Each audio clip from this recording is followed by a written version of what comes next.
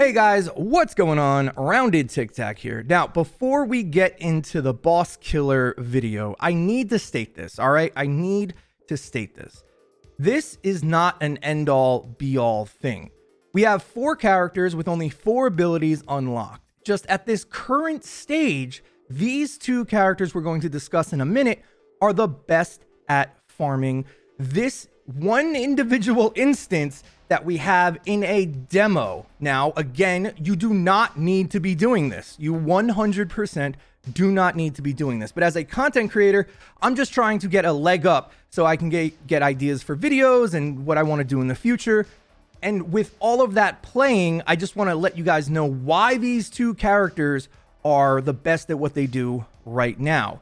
However, from somebody who spent 60 to 70 hours in the alpha on the Xbox playtest, I can tell you there is a ton more content, a ton more stuff to do, and a ton more different kind of abilities and mods and things to look forward to in this game. I will also tell you that in the 70 hours that I played on the Xbox alpha, I did not re-track and re-clear a zone once. I went straight through, made it to the end game, and then the alpha ended.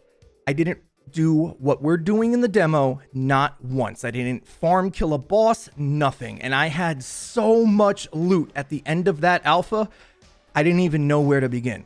But with that being said, I just wanted to get that out of the way because I've seen a lot of people complaining about that. I just wanted to calm some fears and some nerves that this probably isn't going to be the most optimal way to farm. I just want to show you guys what I've been doing personally. This, and on top of the last video I made of the loot chest grind, this is what is at least a little bit more fun. So let's get into this video, the boss killers. Now, something I need to mention before we get into this is that you're going to see similarities in both of these builds and exactly why they do so well at killing bosses. Granted, they're not the best at AoE or maybe crowd control or anything like that.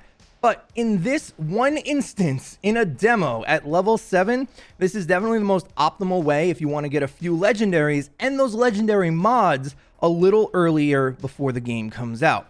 So what we're looking for here are 2 pieces of gear, and they exist on both characters. First, we have the Trickster, and what you're really looking for are twisted round mods. Now, the ability itself: fill your current weapon magazine with anomaly infused bullets that increase your firepower by 208. The skill lasts until you reload or switch weapons. With that being said, we also have stuff that is like this. Twisted rounds, the skill is effective for 2 magazines before triggering the cooldown, so that gives us a lot more bullets to kill things with. And then we have things like strong twist. While the skill is active, increases weapon firepower by an additional 15%. So you can see here I have 301 firepower. If I press number 2, open up my inventory, we are now at 509 firepower. And a cool thing about this skill is that it doesn't really, go away until you reload twice because of this mod. We're currently just using a shotgun that inflicts slows. You don't need anything really special here. And I'm going to show you exactly what to do. Get to the part in the story of Terra Infirma, the side quest on the left that you have to jump over the tiny little gap to get to. We're going to run straight here to the captain. You're going to hop in, use your temporal, drop your slow field, activate your 2, and just start shooting the boss. Make sure you're not shooting the remnants of the body you just exploded and actually the boss. You'll kill him in a few shots. I like to jump up here, use my temporal one more time, and make sure you take down the captain, the big guys, and the snipers. Once all 4 of them are dead, or 5 of them are dead, you feel free, just jump down here and let them kill you, and you reset the mission. The reason why you're dying here on purpose is because it's the fastest way to get back into the zone without having to menu hop, which is very, in my opinion, problematic and boring in something like Borderlands. Another thing you might notice is as you're doing this, or you reload with a different character, which we'll show you in 1 second, is that the boss, the captain, has different abilities, and that either scales with world tier or it's RNG. I'm not sure exactly which one it is. This one has frost bullets, and I'm not sure the other thing, but it can be easier to refarm the mission if you get 2 really unlucky ones, like Frost Bullets and Anomaly Power, or like the Black Vortex thing that he spawns. You could re-roll and end up with a different boss modifier. Now, here we have our Technomancer, and you're going to notice something very, very similar as to the Trickster. If we take a look at our skills, the main thing here is he has blighted rounds. Fill your current weapons magazine with decay-infused bullets that inflict toxic onto enemies. Enemies within a small toxic radius of the main target also receive toxic and 50% of the damage. The skill lasts until you reload or switch. Now, they are very similar skills because they both buff your bullets. And since that's a thing, we're looking for similar gear. Here we have something for our pain launcher. This is blighted rounds. When the skill ends, 40% of the damage dealt by the skill is turned into healing. This is not necessary, but it's definitely a nice bonus. And then we have spare mag. This is the exact same one. The skill is effective for 1 additional magazine before triggering the cooldown.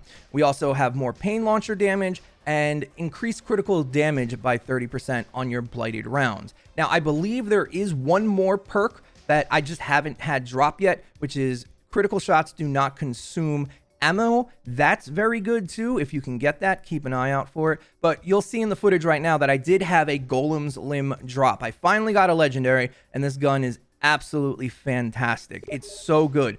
But it only has a 1% life leech. And if you look at my previous video, I discussed that grinding those passives are exactly what the end game is going to be about. So technically, this Golem's Limb for right now is the best gun I'm probably going to get for the entire demo. It's still pretty bad once we get to end game. So you're going to see me do the exact same thing that we did with the Trickster, just kind of different.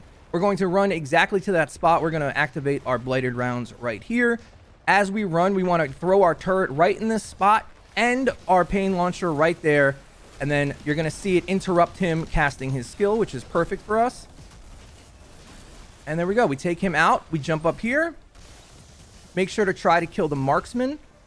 Our toxic bullets, you can see, spread to all of these enemies up here on the little perch, and plus to the right there. And that's it. Everything's dead. So you want to make sure you do die here. Make sure you do not kill all the enemies, because then you have to restart the quest and go talk to Shira, etc., etc. But you're just going to die here, drop back down, and we'll do it one more time for good measure, just to show you how fast it is. And then when I get bored of this, I go do the chest farm for a little bit, and really that's it. If you're curious about the chest farm, it's in my previous video called Legendary Loot. So we're going to get to this point, drop our abilities, make sure to activate blighted rounds, and just start shooting. The pain launcher does a ridiculous amount of damage. It almost one-shot him there. And then our blighted rounds spread to all of these enemies, which clear up a lot of the crappy ads that we really don't want to deal with anyways. I take down the last 2 enemies, and that's it. And then I die, and I do it again. And that is the boss killer little sneak peek of what everybody's doing, or what you might want to try while grinding legendaries in the demo. I repeat, guys, this is not necessary. I never, ever, ever did this in my full time playing the alpha. Not once. I never backtracked, never farmed a boss. It wasn't necessary at all. And I had a ton of gear and loot and builds. I had 2 complete armor sets. It was completely fine. So do not worry that that is actually how the end game is going to be. I promise you, it's not. The last thing I want to say is that Pyromancer does have a bullet buff ability like blighted rounds or twisted rounds. She does have one of those abilities, that it's just not unlocked yet. I don't know if it's going to be as good for single target damage, but it's probably going to be close. The only one that kind of lacks this buff to their ammo is the Devastator. But once you unlock his Impale ability, things take a turn for the better for the Devastator. That thing hits like a truck. There you go, guys. This is the boss killer guide. Technomancer and Trickster seem to be where the focus is, and probably some of the more popular classes in the game. Devastator's up there too. The only one that seems to be slacking or lacking in anything is the Pyromancer. Doesn't seem to be the most popular. If you guys want to check me out on Twitch, I stream 4 days a week at twitch.tv/roundedtiktak. We would absolutely love for you to stop by and say what's up. I plan on covering Outriders for a very long time, so if you want guides, gear, and gameplay, make sure to hit that like button and click subscribe. Thank you guys so much for watching. I will see you on the next one. Tic Tac out.